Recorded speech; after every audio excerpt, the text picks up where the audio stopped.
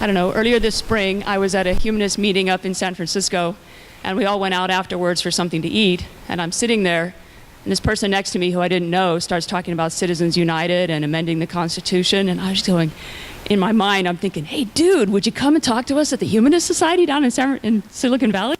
And so I wasn't actually on the program committee at that point, and I thought maybe I'm asking a bit ahead of things, but I mentioned it to him, and he said, sure. So that is actually how this talk came to be.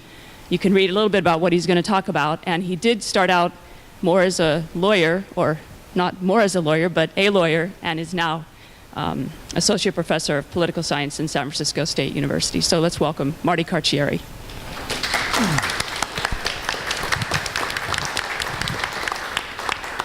Thank you very much. Can you all hear me okay? Is it okay? All right. Okay. All right. Well, thank you all for coming today. I appreciate it. I'd like to thank Arthur, who came and spoke to the Bay Area Humanists a couple months ago at a wonderful meeting up there, and that's again where I met Laura. Let me say at the outset, folks, that I'm one of you. I am a humanist and a rationalist.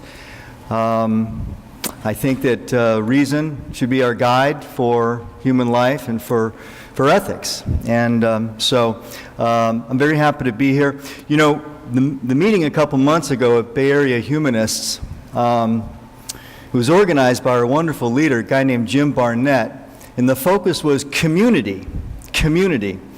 And I thought, what a great thing, the idea of humanist community. You know, religious groups, one of the values that I think that they derive from what they do is community, interacting with the right kind of people.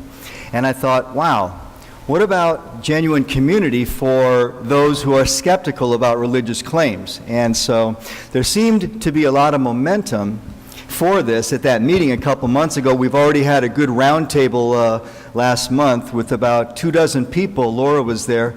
We had an inquiry into humanism and toleration. Are humanists tolerant? And that's no slam dunk. The answer is yes and no. It depends on what you mean. So let's take 2 hours to sort through that, and we did. It was a really wonderful session, and then we took another 2 hours at a local pub to continue the discussion over a beer. It's about as much fun as I can think of in an afternoon, working through an intellectual problem with a group of like-minded folks for a couple of hours and then getting some beer and doing it some more. So anyway, I hope that at some point some of you are able to join some of the events up at the Bay Area Humanists, and any events down here that I could contribute something to. I look forward to coming down and seeing you again when I can. So I'm very happy to be here. Let me say, in terms of my limitations here, I'm a lawyer and a political scientist, but before I was ever any of those things, I was a philosopher, and a Socratic philosopher. By that I mean, I stand before you an admittedly ignorant man. There's so much in this world I know nothing about, and I will go to my grave that way. Socrates gave us our freedom, didn't he? To know that you don't know, yeah? Because that's where freedom shows up. Okay, if those are my limitations, what is possible? And so one of the things that I'll tell you I'm no expert on is corporate law. I passed the California bar exam. I studied that state. I'm no expert on corporate law, and I'm not going to pretend to be. If somebody asks me the intricate ins and outs of corporate law, I'm not going to be able to do that. But I do teach and publish on constitutional law, and so that's the angle that I want to take today. Folks, what I want to do today is two things. I want to present two aspects of the Citizens United case.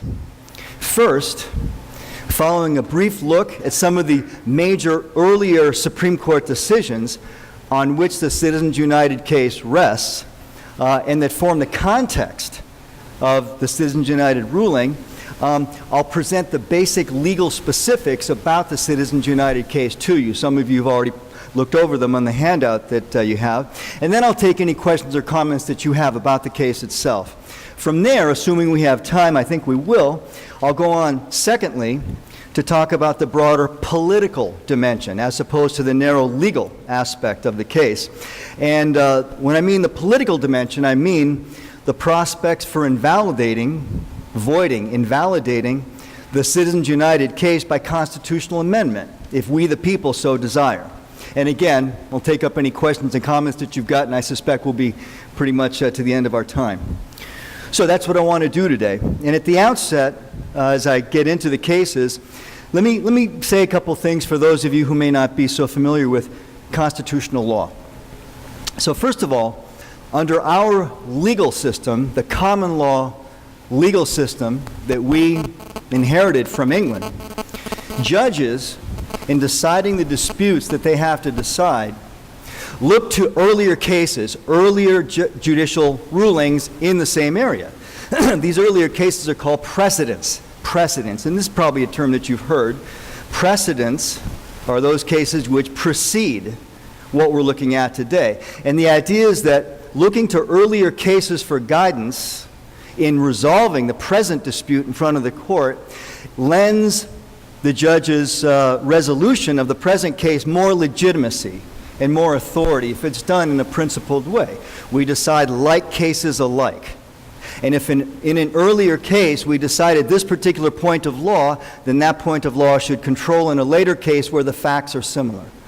So, again, this is why I'm going to put some of the older cases that led up to Citizens United in front of you first. A lot of people think, for example, that Citizens United announced for the first time that corporations are persons for 14th Amendment purposes, not even close. So I wanted to make sure that provide that. So we'll briefly consider some of those cases. The second thing I want to mention is that Citizens United, like the other cases that I'll briefly touch upon, is an exercise of what's called judicial review. That is to say, constitutional review. In a case like this, the judges are not simply trying to decide the meaning of a law, like a federal statute. Rather, they're trying to figure out, is this law even valid in the first place? Stated differently, is it invalid because it violates higher law, namely the Constitution? So Citizens United is an example of judicial review, constitutional review. We're going to see that the question is whether a federal law that put limits on corporate and union expenditures in federal campaigns violates the free speech clause of the First Amendment. You want to know that judicial review is not even the majority of what the U.S. Supreme Court does every year. Only 30 to 40% of the cases that the U.S. Supreme Court hears every year involve constitutional review. But this is, and all the cases we're going to look at today are examples of judicial review. Third, let me say that as a legal matter, a corporation is simply a way of doing business, like a sole proprietorship, for example. A major advantage of organizing a business as a corporation is that it provides limited liability but unlimited profit potential for the shareholders who invest in the business. If the corporation is unprofitable and goes out of business then, the shareholders may well lose their initial investment, but they have no legal liability beyond that. If the corporation does well, however, and takes off, the shareholders may earn unlimited profits based on the share of the corporation that they own. So my point in saying that is that you can see, and I'm sure a lot of you already understand, that the corporate form of doing business has been a vehicle for the creation of enormous wealth in this world over the last few centuries. Finally, before we turn, or as we turn to the cases on your handout, let me observe that Section 1 of the 14th Amendment to the U.S. Constitution includes one of the most important and highly litigated passages in American law. The 14th Amendment, which was ratified in 1868, it was one of the great Civil War amendments.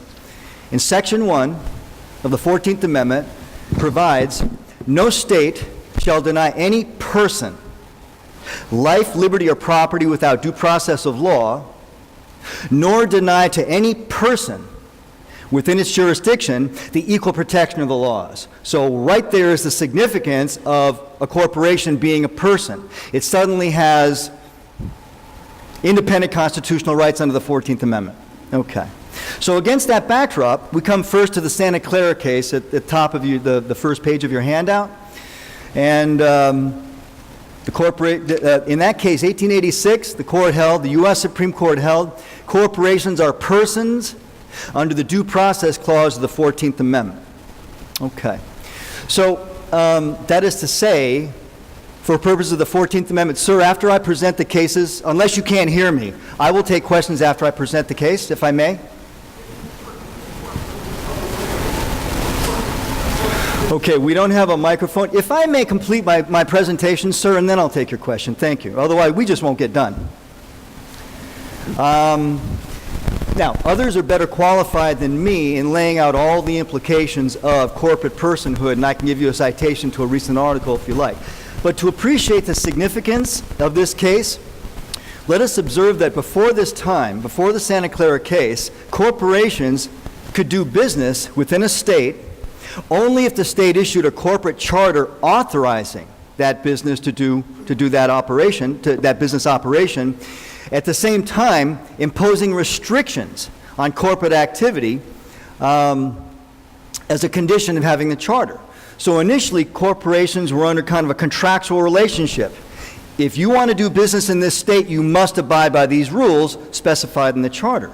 As a result of Santa Clara, however, corporations went from having that contractual limitation on their power to having independent constitutional rights of liberty and property that can only be denied upon due process of law, as well as equal protection of the laws. Again, those great provisions of the 14th Amendment. So as a result of the Santa Clara case, states could often no longer revoke corporate charters with ease because corporate rights under the 14th Amendment protected those corporations. Okay, so there's Santa Clara, the infamous Santa Clara case. Fast forward 90 years now to the Watergate era, and we got Buckley v. Vallejo. Buckley v. Vallejo in 1976 involved a First Amendment free speech challenge to the Federal Election Campaign Act. This law was an attempt by Congress in the wake of Watergate to regulate federal campaign finance in a comprehensive manner by placing limits on both contributions and expenditures in federal election campaigns. The U.S. Supreme Court upheld the law's limits on campaign contributions, but struck down the limits on campaign expenditures based on the controversial idea that some of you clearly are already familiar with, money equals speech. And the quote on the handout says it all. For Buckley v. Vallejo, the court held, "This court has never suggested that the dependence of communication on the expenditure of money operates itself to introduce a non-speech element or to reduce the exacting scrutiny required by the First Amendment." So you get that? That's right where money equals speech goes back to, the Buckley opinion. And obviously that's controversial, you know. In a sense, sure, spending money is tantamount to speaking if it takes money to speak. On the other hand, as again, I'm probably not alone in observing this, money is guaranteed power while speech is only potential power. You know, think of the difference in leverage that I have with you, for example, between paying you to work for me versus simply trying to persuade you voluntarily to work with me with nothing but speech. So I would think that that distinction is one that a lot of folks are sympathetic to. So let me put that out there. We come next, 2 years later, to the Bellotti case, First National Bank of Boston v. Bellotti. Whoa. Uh-oh, I think I've broken something already. There we go. Okay, I just won't touch it. All right. And let me read through you what I have for the Bellotti case. Massachusetts had passed a law restricting corporate expenditures for political speech. Keep that in mind, political speech. From their own treasuries to express corporate points of view in state referenda campaigns. Since this law, this state law, both burdened political speech and, in addition to that, was content-based, a content-based restriction on speech, the court applied strict scrutiny. I'll come back to that in a second. In examining its constitutionality under the First Amendment, which the law could not survive. So the court struck this limitation on corporate spending in state referenda campaigns, struck it down as a violation of the First Amendment free speech clause. Although Justice White, Byron White, in dissent, famously wrote that the state need not permit its own creation, namely a corporation, to consume it, Justice Powell wrote for the majority that the inherent worth of speech does not depend on the identity of the source.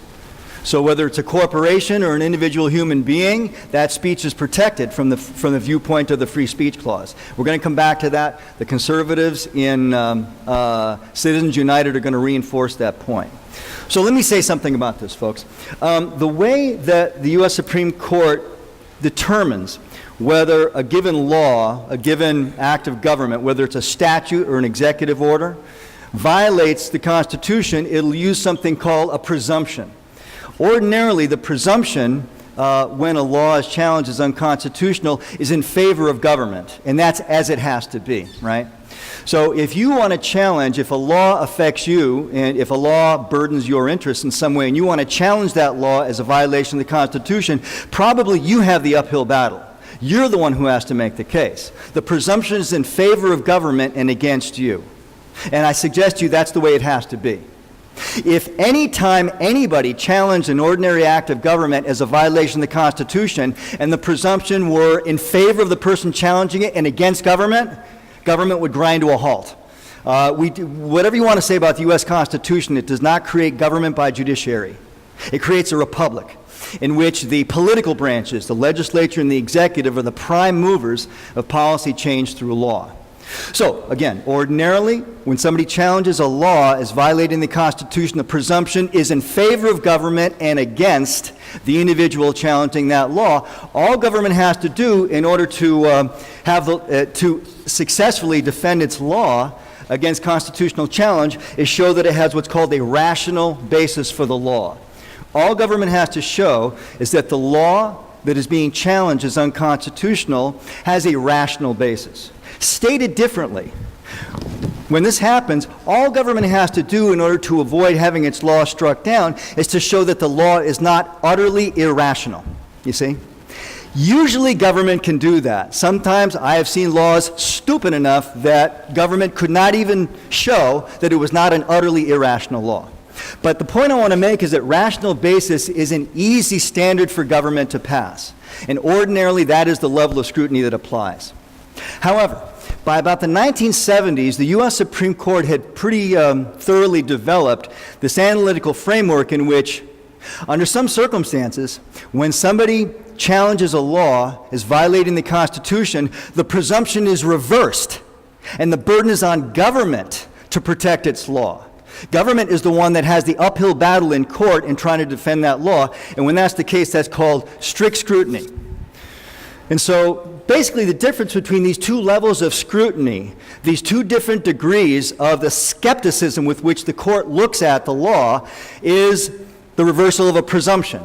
With rational basis scrutiny, the presumption is in favor of government. Government does not need to do much in order to defend its law's constitutionality. When strict scrutiny applies, however, because, for example, the law burdens political speech, which is at the core of what the First Amendment protects, government has the uphill battle, and it has to survive strict scrutiny. Okay. So that's the thing I wanted to get in front of you. Each of these actually turns out to be a means-end analysis, and I can talk about that later, but I just wanted to be clear about the difference between those two levels of scrutiny. These are the basic tools that the U.S. Supreme Court uses to determine whether a law that's being challenged as unconstitutional survives or is struck down. So, in Bellotti, as I suggest, two things triggered strict scrutiny of that law, such that the court looked at that law very skeptically. First, the law burdened political speech, involving an election. I think no matter how skeptical you are about Citizens United, I think you have to admit that political speech of a political nature, is very highly protected under the Constitution, and it has to be. And so these laws are burdening political speech. So right there, strict scrutiny applies. And in addition to that, as suggested, the law involved in Bellotti was content-based rather than content-neutral. It was content-based because the law prevented corporate expenditures for state referenda campaigns for issues that were not materially related to the property, business, or assets of the corporation. That's a content-based restriction. Let me say a little bit more about this. It's an interesting aspect of free speech law. Content-based restrictions in the law, like you can't talk about giraffes. What a stupid law, right? Content-based restrictions, you can't pick it with respect to a labor dispute, right? Content-based restrictions in the law are heavily disfavored. Why? Because in general, under liberal government is neutral, is supposed to be neutral with respect to what's good and bad, right? The good life and so forth, that's for citizens to decide. And it's not for government to start passing laws saying, well, you can talk about this, but you cannot talk about that. That's clearly a recipe for government overreaching. So content-based restrictions are very highly disfavored. By contrast, when a law that burdens speech is merely content neutral and is simply regulating the time, place, and manner of the speech, strict scrutiny does not apply. Let me give you an example of what I'm talking about. I live up near San Francisco. I live in Pacifica. I live near San Francisco. You all know Van Ness Avenue in San Francisco. Would you think that the free speech clause of the First Amendment protects my right to put a loudspeaker on top of my car and drive up Van Ness Avenue at noon on a Wednesday with my speaker blaring, "Vote for Carcieri for city council"? Would you think that's protected under the free speech clause? The answer is, of course it is. God, that's political speech. It's in the middle of the day in a business district. Of course I'm protected in doing that. Now, same facts, but rather than Van Ness Avenue, noon on a weekday, make it 2 a.m. in St. Francis Wood or some other residential area. Can you see that government could punish me for doing that even though I'm engaged in political speech? Why? Because I'm disturbing the peace, right? I'm interfering with people's peaceful use of their property in the middle of the night, and it doesn't matter that I'm engaged in political speech, does it? It's just as loud and just as bothersome. So that would be a content-neutral time, place, manner restriction, and it would not be as closely looked at as a content-based restriction. So I just wanted to be clear of exactly why it is that in Bellotti, the U.S. Supreme Court applied strict scrutiny, a very skeptical level of scrutiny at this law that burdened corporate speech, and as a result struck it down. Usually when strict scrutiny applies, government loses. Not always, but usually. Okay. So that's Bellotti. Then finally, before getting to Citizens United, we move on to the Austin case, which involved a law similar to that in Bellotti, although it focused on elections for candidates at the state level rather than state referenda campaigns. And there, a different majority, what we might want to call the liberal majority in the court, prevailed. And writing for the court, Justice Thurgood Marshall's words are very profound. You see what he says there. Writing about under Austin versus Michigan Chamber of Commerce, 1990, Marshall wrote, Marshall upheld this law in light of, quote, the distorting effects of immense aggregations of wealth that are accumulated with the help of the corporate form and that have little or no correlation to the public's support for the corporation's political ideas. Okay, so that's probably something that some people would be, yeah. Corporations are so wealthy they can really distort the quality of public debate by throwing a bunch of money behind an idea that most people don't support, but they got the money to put it out there, right? So, okay. Keep that in mind. Justice Marshall's words are profound, and yet they're doomed in Citizens United.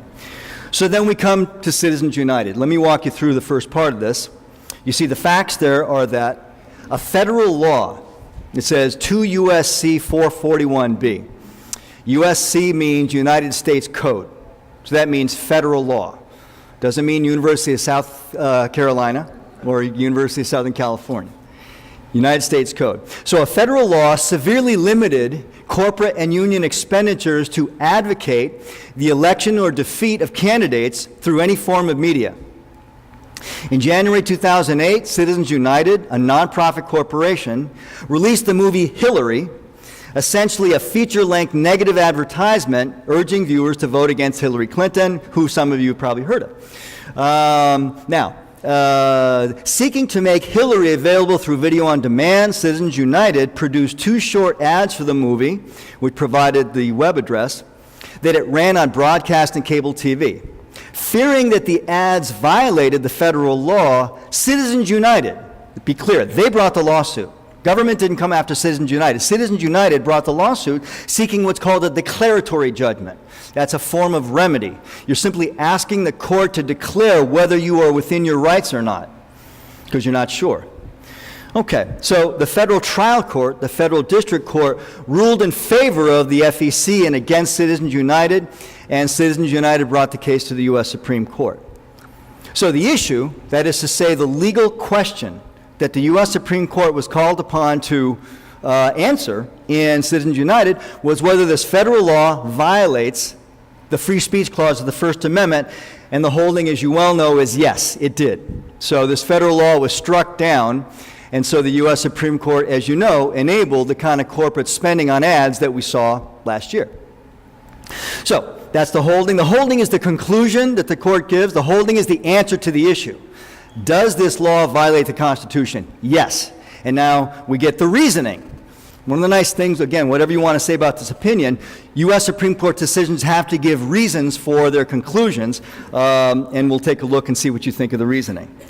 So let me walk you through this. First of all, the first reason is, already clear to you, since 441 burdens political speech, it's subject to strict scrutiny. No surprise there.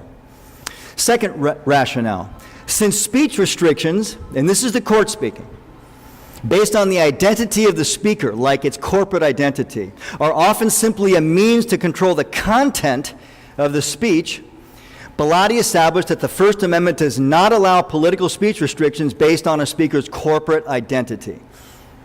Okay.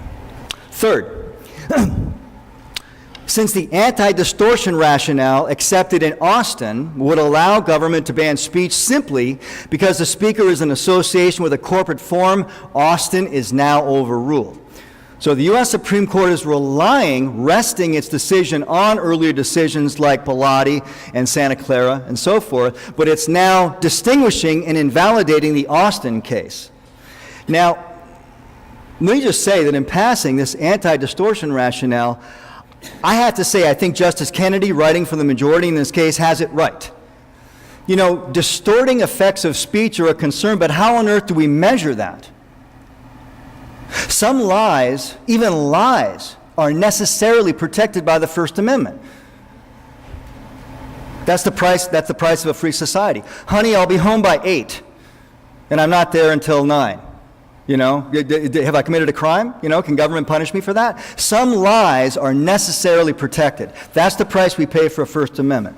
And so, beyond this, if you think about it, with respect to this anti-distortion rationale, there are a lot of individuals who are wealthier than a lot of corporations, and so they could distort the public debate far more than a lot of corporations. What about them? So this anti-distortion rationale, this idea that, well, we're going to uphold a law that restricts speech because the speech that its restriction has distorting effects, that will not wash out at a First Amendment level. It cannot be the case that government can punish speech simply because it has distorting effects. Again, I'll go further than that. A lot of lies, out-and-out lies, are necessarily protected under the Free Speech Clause. So there we go. Let me go on to the next one. The next rationale. Media, the top of the next page. Media corporations amass, like New York Times, amass wealth using the corporate form, yet the anti-distortion rationale would allow Congress to ban political speech of media corporations, which is unacceptable.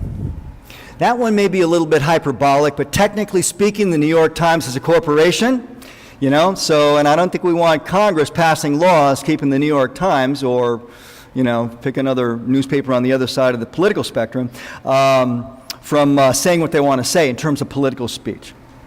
The next rationale, most corporations are small, without large amounts of wealth. And then these last two, let me read these to you. This is really where the heart of it is, and I look forward to seeing what your comments are here. Let me read you what I think are the two most unsettling, controversial passages in the Citizens United opinion. So, and these are direct quotes from the court. So up near the top of the second side of your page, the court wrote, independent expenditures, including those by corporations, do not give rise to corruption or the appearance of corruption. The governmental interest accepted in Buckley was that of avoiding quid pro quo, this for that. You give me money, I'll, pass a law that you like. They do not give rise, the governmental interest accepted in Buckley was avoiding quid pro quo corruption, and independent expenditures do not lead to or give the appearance of such corruption. In fact, there's only scant evidence that independent expenditures even ingratiate a corporation to a legislator. Ingratiation and access in any event are not corruption, end quote. That's Justice Kennedy talking. Those are his words, okay? All right. And then the next inflammatory passage is the next one. The appearance of influence or access will not cause the electorate to lose faith in our democracy. I'm just listening for the gasp there. Okay, all right. By definition, an independent expenditure is political speech presented to the electorate that is not coordinated with a candidate. That's an important point. The fact that a corporation or any other speaker is willing to spend money to try to persuade voters presupposes that the people have the ultimate influence over elected officials. Bingo. Undeniable. Right? This is inconsistent with any suggestion that the electorate will refuse to take part in democratic governance. Wow. That's the heart of it. That, I think, is what those passages upset people more than anything else. Now, that's pretty shocking, and again, I look forward to your comments, but let me observe a couple things here, right? Just to make sure I teach this stuff. I got to play it down the middle. I can't be an ideologue, right? So, first of all, even the nauseating flood of corporately funded political ads we've witnessed, especially in the last year, especially in some states, do not dictate election outcomes. Corporations do not dictate election outcomes. Those political ads may be distasteful, nauseating, etc., but they do not follow us into the voting booth, as Kennedy notes. Indeed, at least in national campaigns, we know that a ton of spending on political ads does not guarantee success. Anybody remember Ross Perot? How about Michael Huffington? Meg Whitman, ring a bell? That was a state campaign, but you get the idea. In 2012, further, $6 billion, with a B, $6 billion was spent on campaign ads in the aftermath of Citizens United, and yet the House, the Senate, and the White House did not change hands. Okay?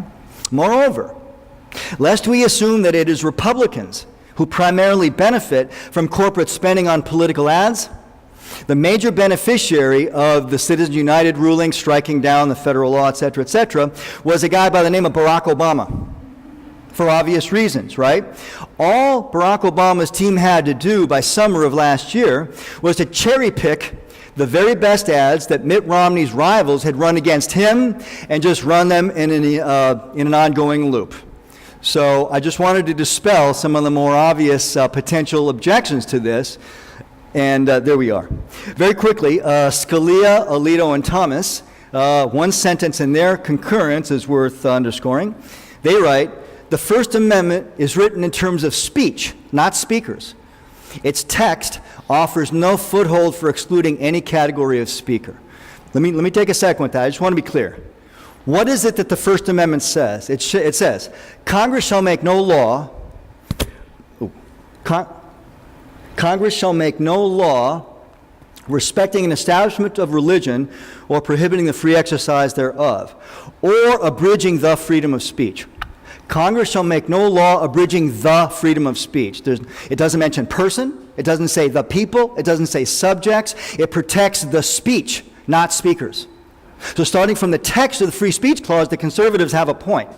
Perhaps the implications are not what we would like, but they are absolutely right. Unlike the 14th Amendment, which expressly protects persons, the Free Speech Clause protects the speech, not speakers. And so whatever we want to think of the implications of what they're saying, they're absolutely right, about textually.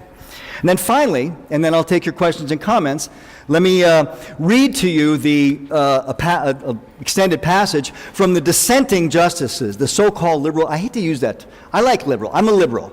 These judges are radical. They're on the hard left, and that is not liberal. A liberal mind is an open mind. It's not at the extremes. Okay, enough of that. Here are the four liberals, okay?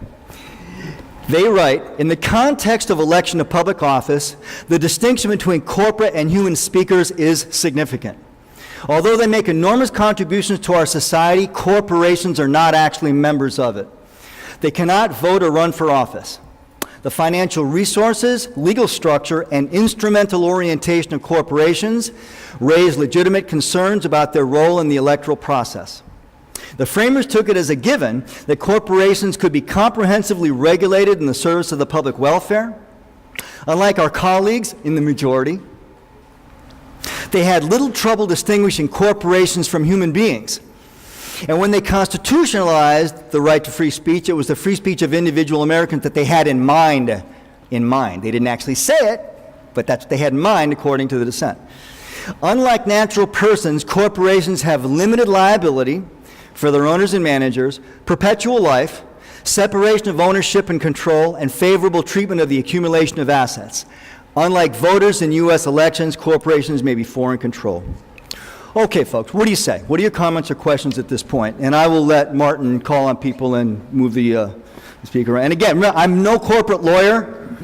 I'm no expert on corporate law, so just so you know, one of many things I don't know. Please, go ahead. I had a question about, some time back there was a lot of talk about gag rules where clinics were not allowed to mention that abortions were available. Does that pass the strict scrutiny test, and how is that possible? Wow, okay, so that's a very different, that's a completely different subject. I think the question is about gag rules with respect to doctors. It's problematic. I think that somebody would probably know better than me. I think in the case in which I think the way that problem was solved was there was a new president who revoked that executive order.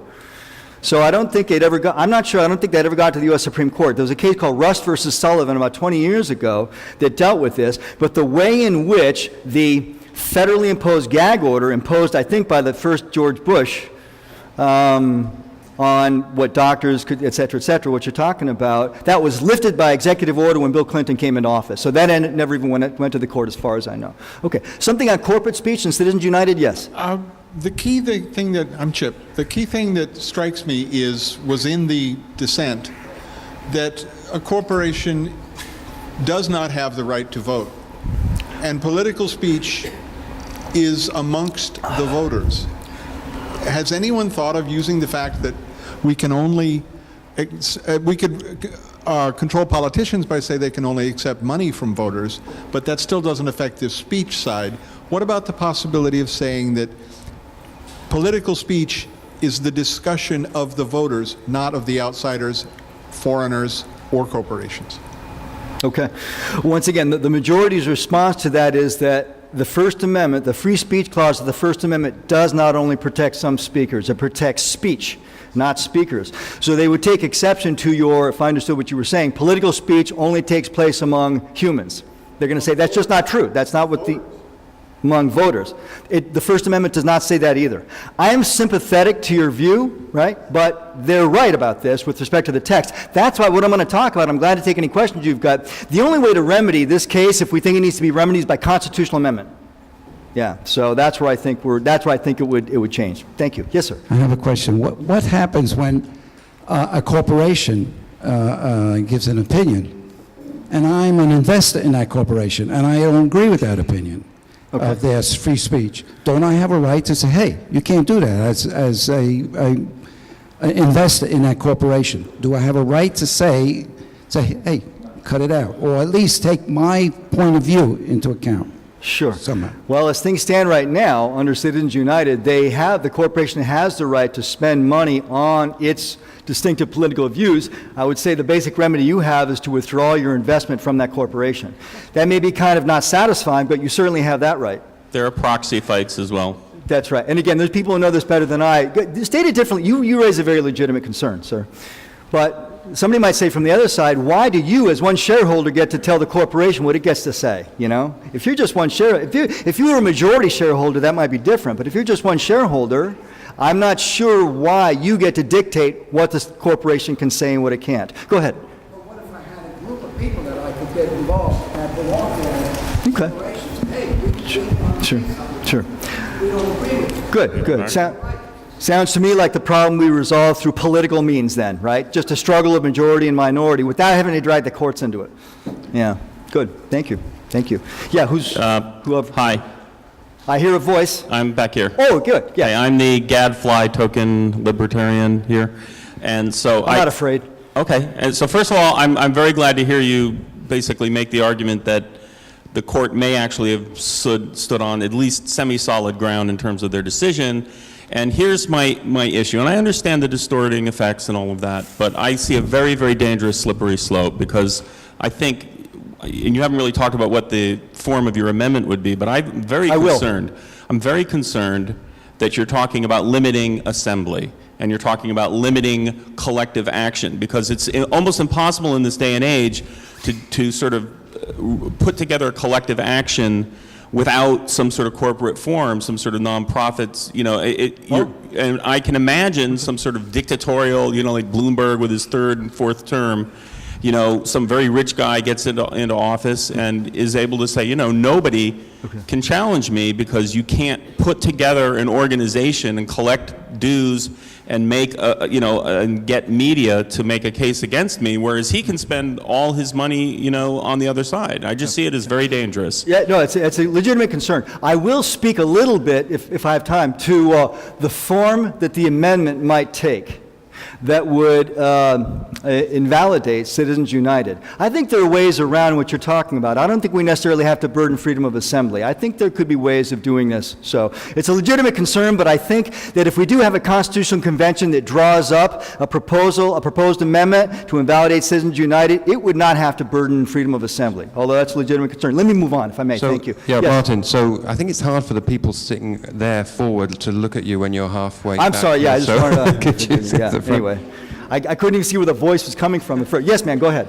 Hi, my question has to do with a long discussion I heard on KQED. It went on for a couple of hours after the ruling, and it was conducted among some legal scholars. But the interesting point to me was that it was implied that the judges voting in favor of it were possibly a little bit naive in understanding how much money would actually be thrown about in the elections as a result of this ruling. What do you have to say about that? Sure. I've heard those critiques as well. Yeah, it depends on the evidence you want. I think there is evidence for that. Look at the amount of money that flowed into corporate ads last year, but that's why I pointed out immediately that that's only part of the relevant facts. The House, the Senate, and the White House did not change hands, for example, and Barack Obama was probably the biggest winner as a result of Citizens United ruling. So I think that's a legitimate concern, and my point would be, if you and I, we the people who have ultimate power here, if we exercise it, think that the concerns that you just raised are sufficient, that Citizens United should not be the law, we the people can invalidate Citizens United if that's our judgment. And it's an interesting contrast here. I'm arguing that to a great degree the Citizens United case is sound as a legal matter. It follows from well-established precedents, right? Nonetheless, even though it's sound as a legal matter, as a broader political matter, we can invalidate it if we want. We've done this before, folks. We used the amendment process to invalidate the Dred Scott opinion from 1857, which held that black people have no rights that whites have to honor. We invalidated that Supreme Court decision on the meaning of the Constitution with the 13th Amendment in 1865, which banned slavery. So it would be the same dynamic. Ordinarily, when the U.S. Supreme Court rules on a constitutional issue, that's it. That's the law, and there's only two ways to get rid of it. Either a later Supreme Court majority overrules itself, and that doesn't happen very often, or we the people can amend the Constitution to invalidate what the judges say. So, good. Okay, something else? Yes, sir. Yeah, thank you for bringing this. Sure. I just heard a radio program on real estate yesterday where they were advising people when you acquire assets that you should form a corporation and leave nothing in your name so nobody can take away your assets by suing you. So they're carrying this to the extreme. They said even if you have assets in several states, you should form a limited liability corporation in several states, and you should only live in a house that you don't own so nobody can sue you. Now the question is, in this Southern Pacific Railroad case, I've read in several places that the court actually ruled the other way and that the clerk wrote it down backwards. Is there any chance, or why isn't there any chance of straightening that out? There always has been. If that would have been a serious problem, I think we could have taken care of that problem by now. My understanding, I looked at the operative phrase in that opinion, and basically what the court does is, on my reading, a little different from what you're saying. The court says, without giving any reasons, simply accepts the claim that corporations are persons under the 14th Amendment. It does say that. It's not say, the court does not say the opposite. The problem is it simply issues a conclusion with no reasoning whatsoever.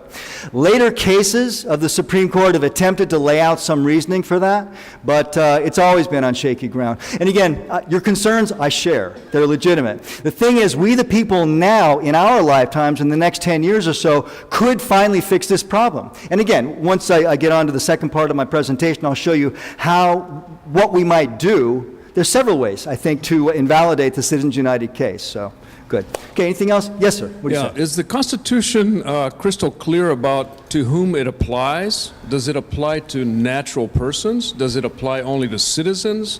What are the limits of to whom it applies? Depends on the clause that you're talking about. There are many different clauses in the Constitution. So it depends. Like I say, the 14th Amendment due process and equal protection clauses protect any person. So that's clear. Any person, whether or not you're a citizen. Some provisions, like privileges and immunities, only protect citizens. Other parts of the Constitution are written in kind of vague terms. They use the people. So the 10th Amendment and the Second Amendment, right? The right of the people to keep and bear arms shall not be infringed. Anyway, so it depends. It depends on the particular clause that we're talking about. And even when it does speak to it, it's not always clear. Here's an important thing I think to keep in mind. Remember that a constitution is only a constitution. It is simply a charter of government. We cannot expect that a basic blueprint or charter of our government will lay out in great detail the different aspects of governing. That's left to the legislature with legislation, and so it's a fascinating interaction between the text of the Constitution and ordinary laws passed under that Constitution. So to answer your question, which is a good one, you really have to look to the particular clause that's involved, and that gives us some guidance on who it is that's supposed to be protected. Before I go on, once again, with respect to free speech, the First Amendment does not speak of speakers. It does not refer to persons, people, citizens, subjects, any of that. It says Congress shall make no law abridging the freedom of speech. It protects speech, not speakers.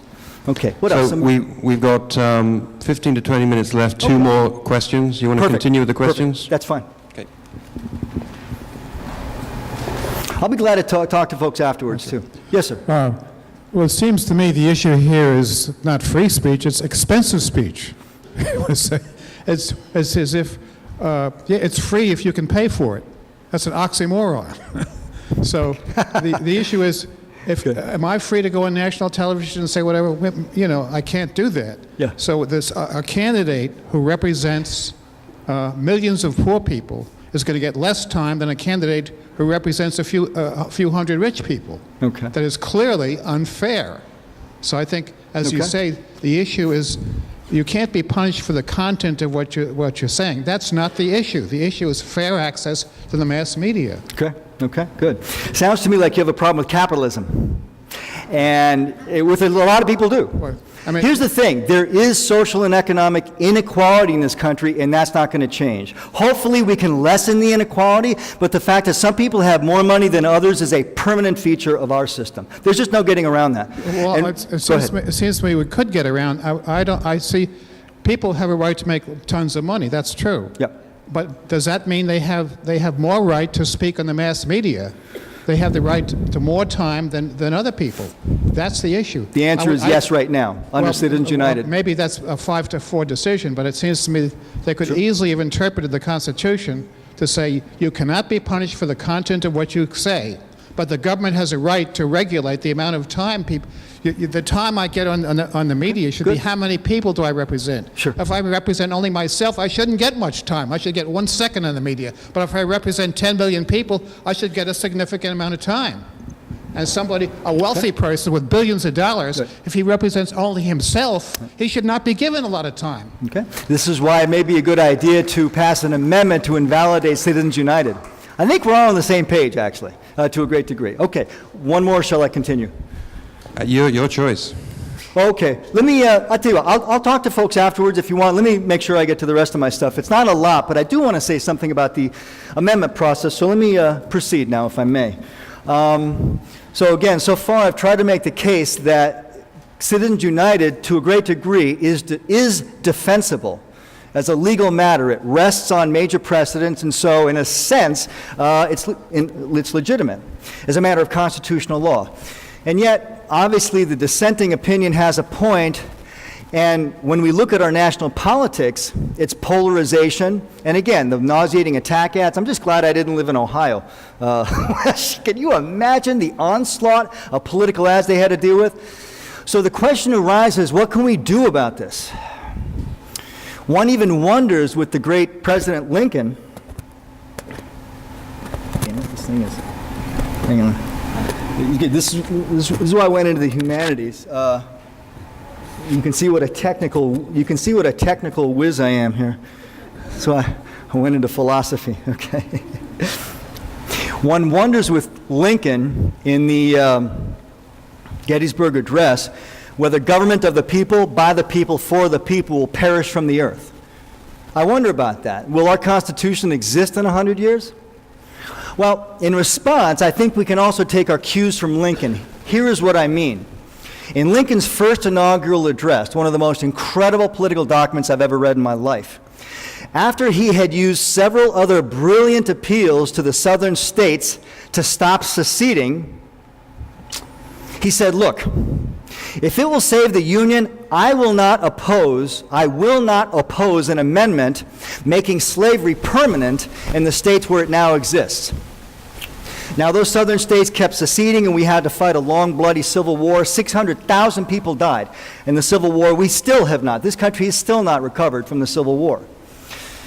Yet, Lincoln's point was very well taken. In times of crisis, before we start talking about tearing up the Constitution or a violent revolution, let us use the amendment process that the framers of the Constitution put in Article 5. And so that's the very last selection I have for you on your handout. Let me read the first part of Article 5 of the U.S. Constitution to you, because this, I think, may be the way to remedy any problems from Citizens United. It provides, the Congress, whenever 2/3 of both houses shall deem it necessary, shall propose amendments to this Constitution. All right? You already know it. I'm personally not looking to Congress right now for a lot of bold reform. Okay? So let me put that aside. Or, here's the key, or on the application of the legislatures of 2/3 of the several states shall call a convention for proposing amendments. So do you get that? 2/3 of state legislatures can force Congress to call a constitutional convention.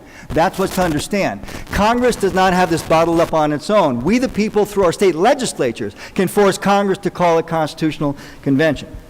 And either of those methods of proposal shall be valid to all intents and purposes as part of this Constitution when ratified, that is to say, turned into law, Constitution, by the legislatures of 3/4 of the several states or by conventions in 3/4 thereof, as Congress may select. So, under Article 5, as you can see there, there's two ways of proposing amendments to the U.S. Constitution. 2/3 of both houses of Congress, or on application of 2/3 of state legislatures. Congress must call a convention for that purpose.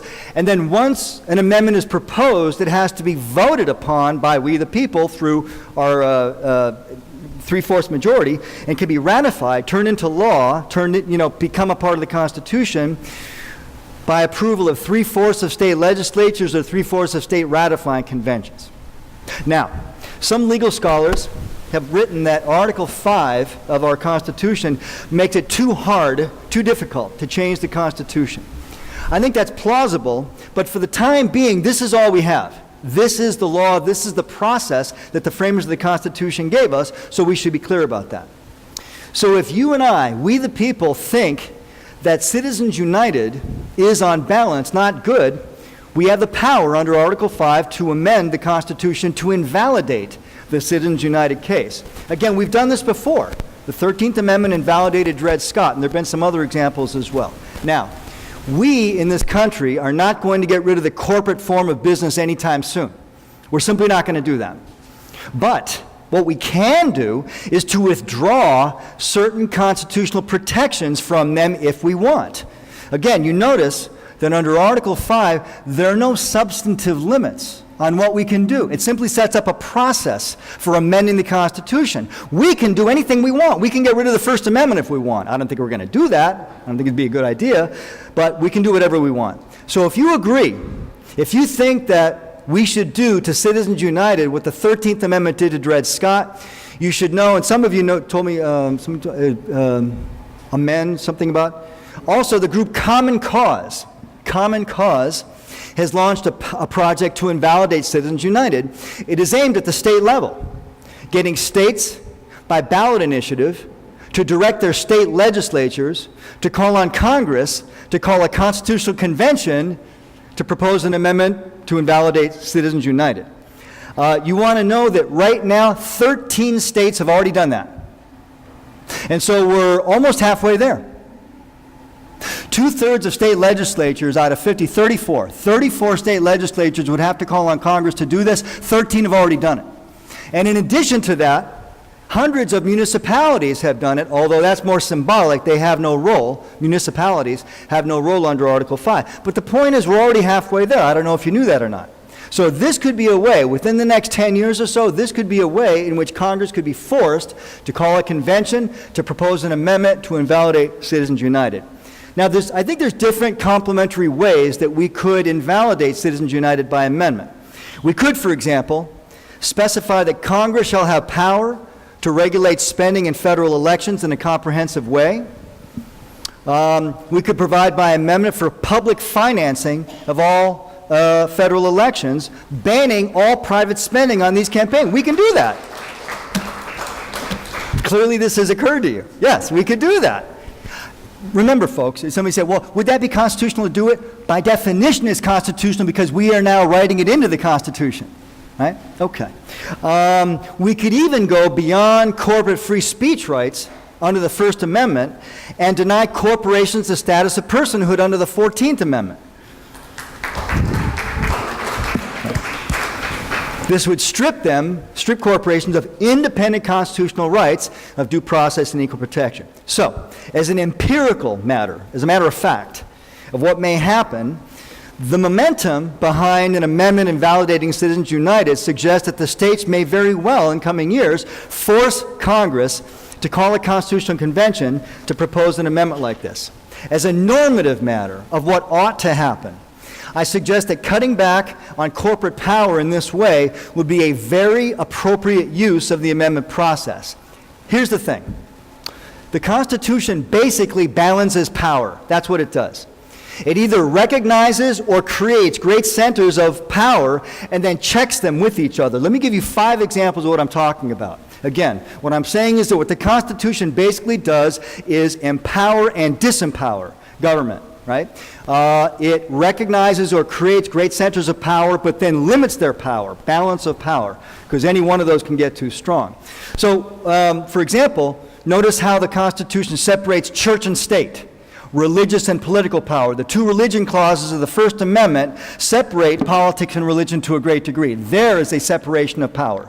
Secondly, within the political realm, just within the political realm, federalism refers to the separation of power between the national and the state levels of government. And our Constitution divides power between the central government and the states. There's an example of balancing great centers of power. A third example, within the national government, we divide and balance power among the legislative branch, Congress, the executive branch, the presidency, and the judicial branch, the federal courts. We empower but disempower by separating those powers. Within the Congress itself, as a fourth example, we separate power between the House and the Senate. There's a balance of power. And then finally, within the federal courts, we divide power between trial and appellate courts. They have different functions and they check each other in different ways. So you get the idea, folks. At its core, the Constitution is about structure and it's about power, recognizing but balancing sources of power. And limiting corporate free speech rights under the First Amendment, or even personhood rights under the 14th Amendment, will be an example of readjusting the balance between government and corporate power, between the public sector and the private sector. Corporations, as I think we all agree, do not need to have, it's not in the natural order of things that corporations have as much power as they do. They're not even a natural phenomenon. No such thing as a corporation if there's not government. Okay. So this could happen. Again, the way that I would conclude this is to say that if there is any amendment to the U.S. Constitution that could be proposed and ratified in the next 10 years, I would think it would be one that one way or the other invalidates Citizens United. Okay, let me take your questions at this point. I'll let somebody else. You still have a question? Okay, you're all focused on the legal processes of changing a law that you think is wrong because of the result that it attains of corporations having more power than the people. I liked when you just said now that what we could do is have Congress instill laws that would provide equal speech to the people and the corporations. So I mean, what we have. When the Constitution when the Constitution was formed and a law of free speech was made, free speech consisted of having air to speak in and time. And the rational basis was that is equal. But if you attack the rational basis as being invalid today, because in fact we don't have air, we have radio waves, we have means of transporting this. So if when the Constitution was made, newspapers were free to form and write, but newspapers had to be transported by a UPS company, which happened to be all Republican, for example, then Congress would have had stepped in and said that this is not free speech. And that is because the rational basis of free speech was that it was free distribution of the speech, and this is not what we have today. I think that's the aspect that the leverage by which it should be attacked, and perhaps from that, getting down to these particular laws would stand in the way of doing it. Okay. Who's next? Especially if you have a question that I can answer, because if everybody gives a speech, we're going to be here forever. Go ahead. I have a short question. Yes. To see how much of a chance we have. Can you name the 13 states? I cannot. I looked that up. I couldn't even figure out. I didn't have time to research it at great length. But I think more recent, maybe somebody knows. I think Montana and Colorado and other places did it recently. So I'm sorry. I should know that. I should have that written down right there, but I don't. Yes. I was wondering if you have any draft of the amendment that might happen. I know you can't have the final, but are there any drafts so we can? I'm sure there are. I suggested a couple briefly. I'm sure that kind of thing exists somewhere on the web.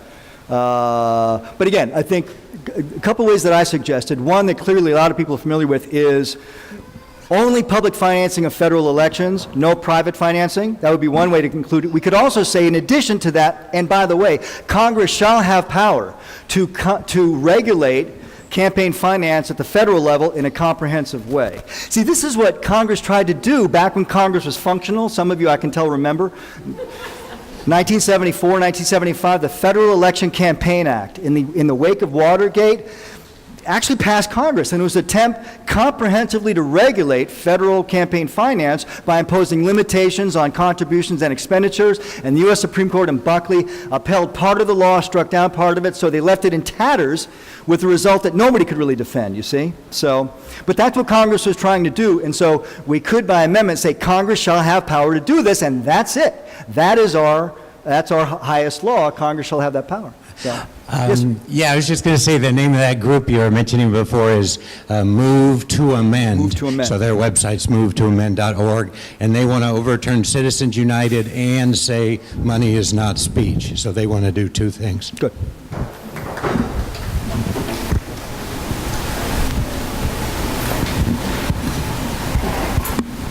Hi. Hi. How do you reconcile free speech with libel? With libel? Yeah, I haven't seen the Hillary thing, but I presume it's probably Good question. Okay, the question is, what about libel? L-I-B-E-L. Libel is written defamation. Defamation, it consists of falsehoods that tend to injure somebody else's reputation. And the basic answer is the law of libel is an exception to the principle of free speech. I can point, don't get me going on the free speech clause. I could give you a list of 10 exceptions, at least, to free speech. You and I in this country can say pretty much what we want, except for what we can't say. Okay? And there are exceptions like fighting words and incitement to riot. Libel, defamation, falsely yelling fire in a crowded theater, right?